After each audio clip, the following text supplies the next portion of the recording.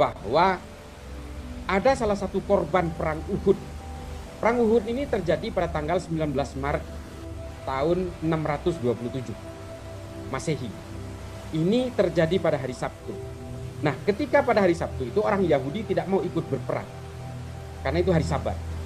Tapi pemimpinnya namanya Mukhoirik, dia ini adalah pemimpin dari suku Ta'labah. Ini suku Yahudi di Madinah. Dia harus ikut berperang karena ini bagian dari perjanjian. Apabila ada ancaman terhadap negara, maka semua orang tidak peduli agamanya apa harus ikut berperang. Mukhoirik ikut dalam perang Uhud dan dia gugur di sini. Ini kemudian yang menjadi jurisprudensi bahwa perang yang terjadi selama 8 kali pada masa Nabi, ya, ini semua adalah perang membela negara yang namanya negara Madinah. Artinya, semua yang terlibat dalam perang ini bukan hanya orang Islam, orang Yahudi juga ikut, orang Kristen juga ikut. Kalau ini perang agama, Nabi tidak akan mengajak orang dari pemeluk agama lain. Pasti. Nabi hanya mengajak orang Islam kalau ini perang agama. Ini perang ancaman terhadap negara. Makanya Nabi mewajibkan siapapun, whoever, yang tinggal di dalam Madinah untuk ikut dalam peperangan. Makanya Mukhoirik ini sampai gugur. Mukhoirik akhirnya gugur.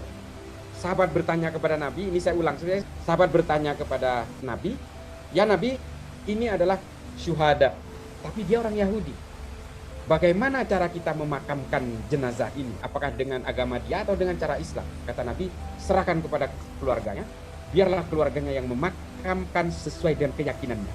Urusan sorga dan neraka itu adalah haknya Allah. Ini kemudian yang menjadi jurisprudensi itu. Ini sudah selesai. Makanya Abu Bakar Ahmad dalam Al-Mujalasa wal Jawahirul Ilmi itu menulis soal bela negara. Ibnu Khaldun dalam Muqaddimah juga menulis soal bela negara. Nanti turunnya itu ke Santo Thomas Aquinas dalam Summa Theologica. Ini bersanad semua ini. Akhirnya nanti oleh Santo Thomas Aquinas diturunkan kepada Immanuel Kant. Dari Immanuel Kant nanti akan diturunkan kepada Jürgen Habermas dengan metodologi Verfassung Patriotismus namanya. Selesai. Bela negara ini justru dari sejarah-sejarah Islam itu sudah diawali dari situ, lalu kemudian dipusung ke Eropa yang namanya nasionalisme dan patriotisme ini. Selesai sudah.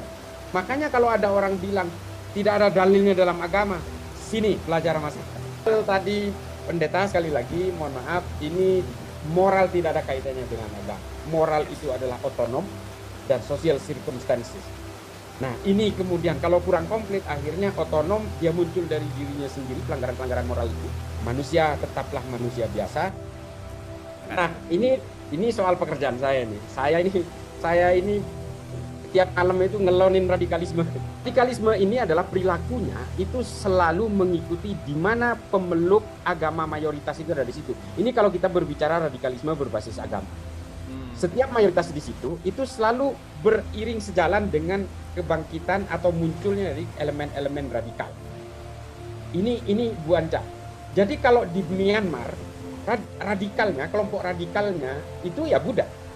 Kalau di India itu radikalnya ya Hindu. Dari Bharatiya Janata yang membantai orang-orang Islam di Gujarat itu ya mereka.